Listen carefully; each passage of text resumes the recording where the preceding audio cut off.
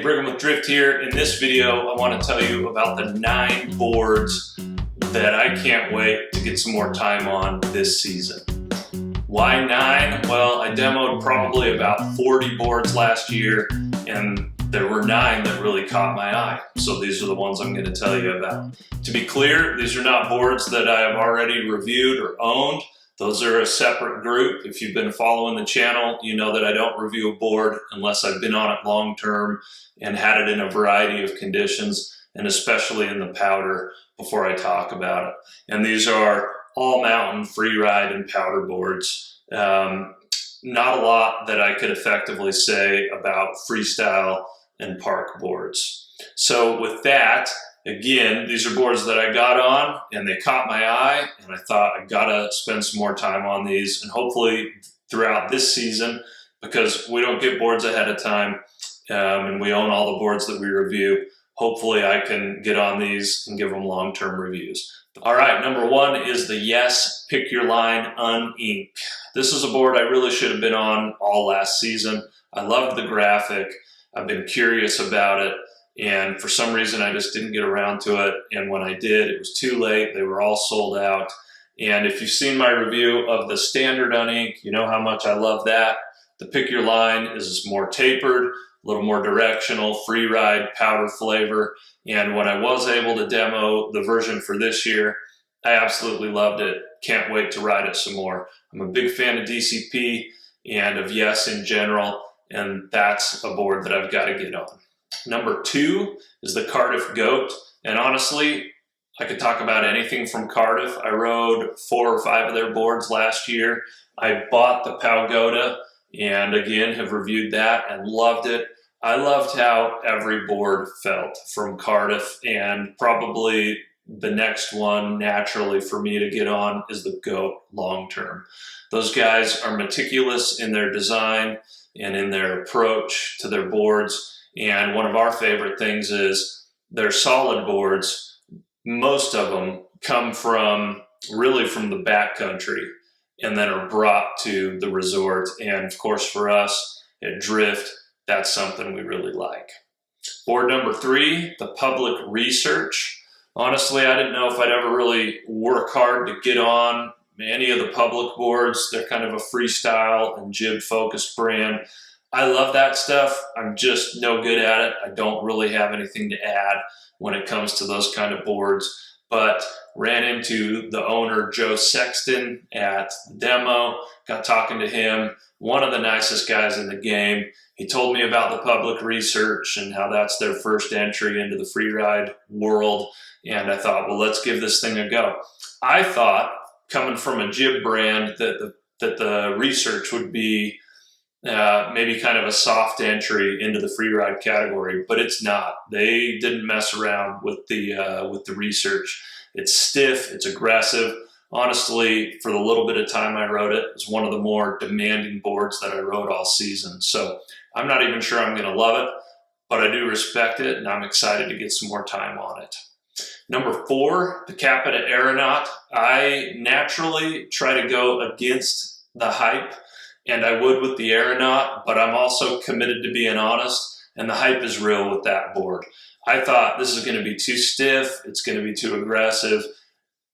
I can't ride anything like Arthur Longo, and so I thought for sure, like, there's no reason for you to be on this board. But the reality is, the pop, the playfulness, the excitement from that board, it was legit, even on my level. It made me feel confident. It made me feel creative. I loved how that board felt. I can't wait to get on it, figure out if that was for real or if that was just me getting caught up in the hype machine. But big fan of the Aeronaut so far. Number 5, there's a couple of volume shifted boards on this list. And if you've been following the channel, you know that I've kind of strayed away from volume shifted. 2 years ago, I went all in and just wrote a ton of volume shifted stuff.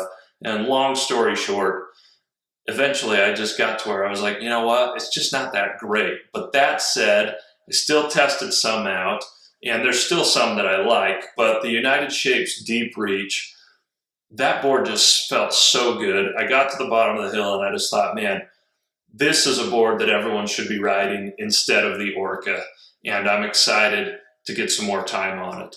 The other one, number 6, is the K2 Almanac, and visited the K2 tent at the demo. Justin Clark, their engineer, who helped me get on the Alchemist, was like, man, you should try this out. This is a new board. It's kind of a replacement for the Party Platter. It's got a little more camber. It's a little more all-mountain oriented. And for me, I got on a lot of stiffer, longer, more aggressive, more cambered boards last year, and that was kind of a flavor I was really enjoying. The Almanac is not that. It's a more laid-back, playful board, but I loved how that thing felt, and I thought, yep, put this one on the list, got to get on it, got to do a review. So I'm excited to get on that, get it into some more terrain, see what that thing's really like. But pretty much everything that's been coming from K2 lately has been a lot of fun.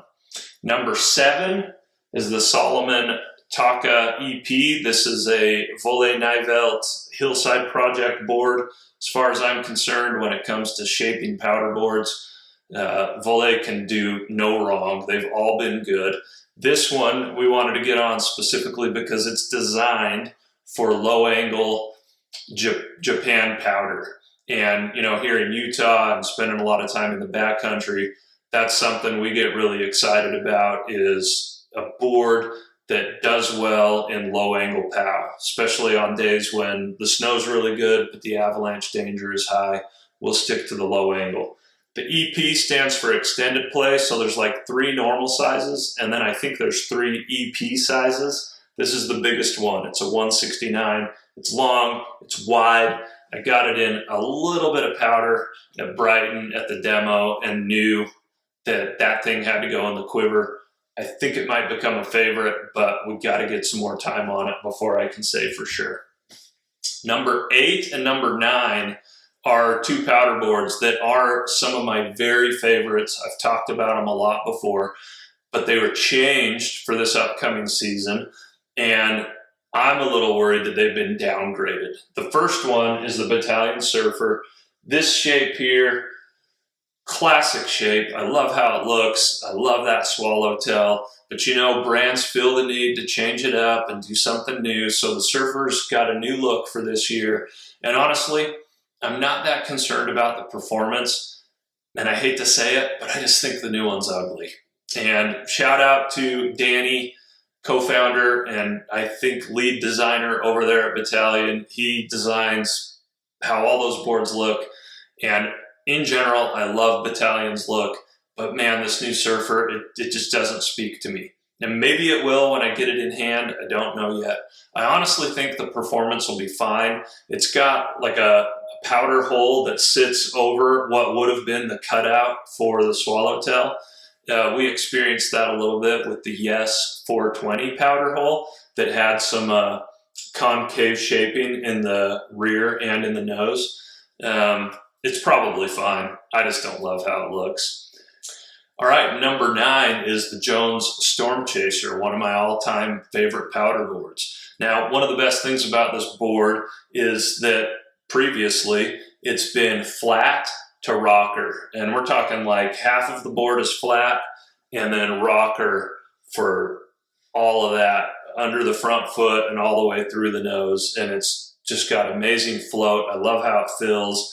And I love how stiff that back end is. Well, again, the brand felt the need to make a change and to do some updating, probably just to sell more boards. And of course, camber's really hot right now, so they threw some camber under the back foot. It's not a lot. And again, I'm a huge fan of the camber uprising. It's what I was raised on. It's what I'm used to. It feels comfortable. I love it. But I think there are boards where they should be left, flat or rockered. Like that's what makes them what they are. That's kind of how I feel about this. I may be wrong. I might get on this thing and just be like, yeah, it's just as good as it always was, but it's a little better on the groomer, on the way to the POW. But I'm skeptical. I think they should have left it flat, but we'll get on it and see. The other thing I'm really bummed about is that they stopped making the 160. So 157 is the biggest size. I like the 157, particularly in the resort, but I'll tell you, if you're a big guy with big feet and you're tall and heavy, the 157, if you're in really deep POW, and especially if it's low angle, I don't think it's enough board. It's not that wide, it's not that long. You compare it to, you know, the outline of something like the Elevated Egg or the Dart in a 164. For a guy my size, these boards do a lot better in real backcountry POW, especially if it's low angle. But again, love this thing in the right conditions, and I'm hoping that it's still just as lovable, but my hunch is they should have just left it as it was. So there you have it. Hopefully I'll get on each of these and be able to do a long-term review. Hit me up in the comments below. Let me know what you think, what you're excited about. So many boards out there, and I know I'm just scratching the surface, but these are the ones that got me excited. Thanks for watching, and we'll see you next time.